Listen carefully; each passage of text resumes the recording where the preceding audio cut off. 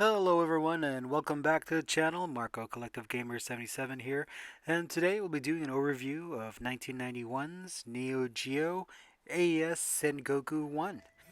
This is of course a long time coming, definitely one of the first beat 'em ups for the Neo Geo besides Burning Fight.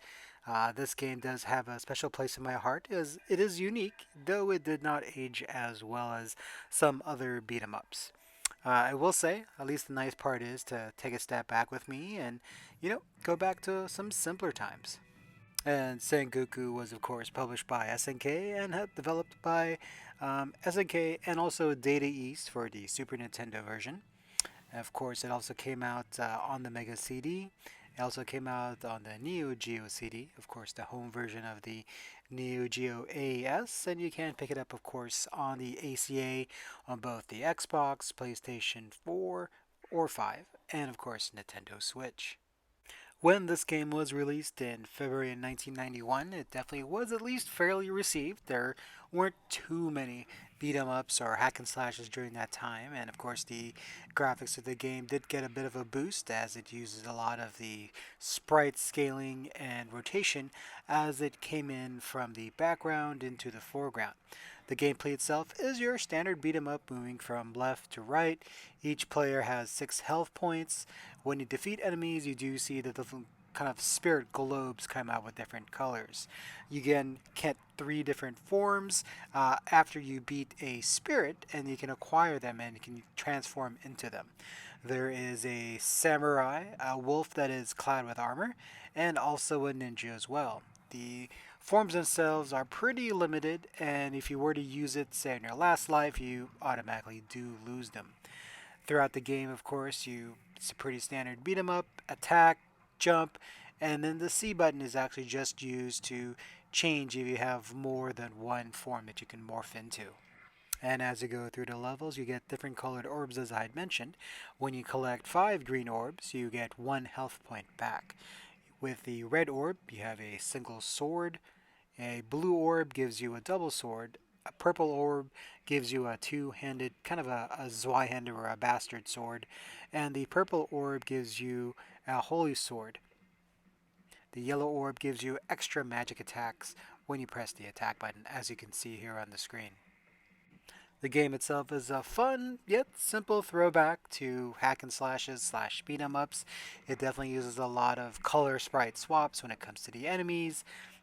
Again, very similar to standard beat 'em ups. There's not too much, honestly, that really has this title really kind of stand out gameplay wise. But considering it came out in February of 1991, it could definitely be forgiven.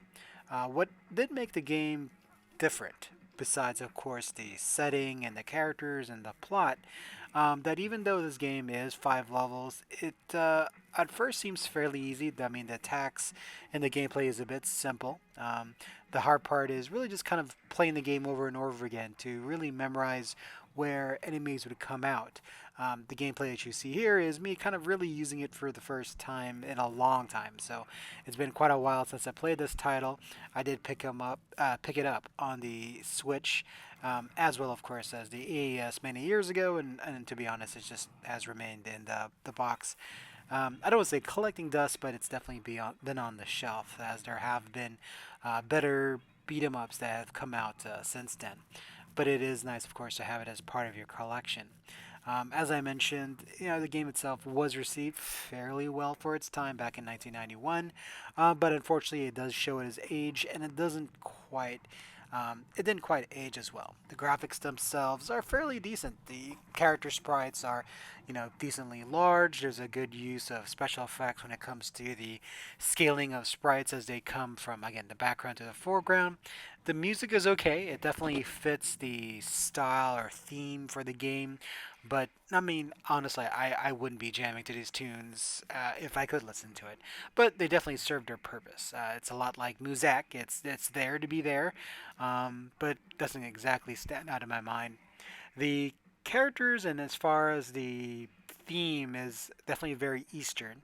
As far as taking themes from the Sengoku warring periods, it is interesting to see kind of a little bit of a mutation nation, kind of a devastated future Earth mixed with Eastern mythology and enemies. So that part is unique. I will say give that to the title.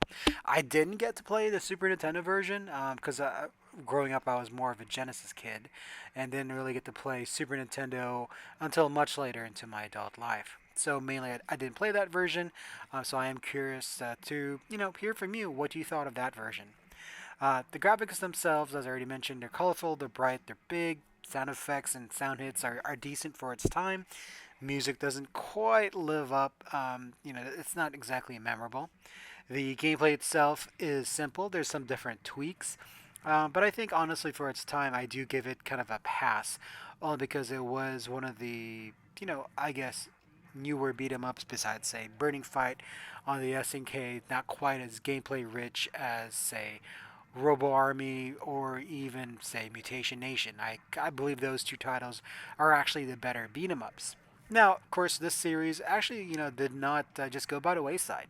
Sengoku 2, which I'll be doing overview on, does play a lot better, and of course, I'll be doing a quick overview of that, and even Sengoku 3, which came out much later in 2001, that really kind of took a lot of the different changes and evolutions for the beat 'em up genre, which I think Sengoku 3 is actually the better game overall, as far as graphics, gameplay, and sound. This one is worth a pickup if you do see it on sale for $3.99 on the Switch, Xbox, or PS4.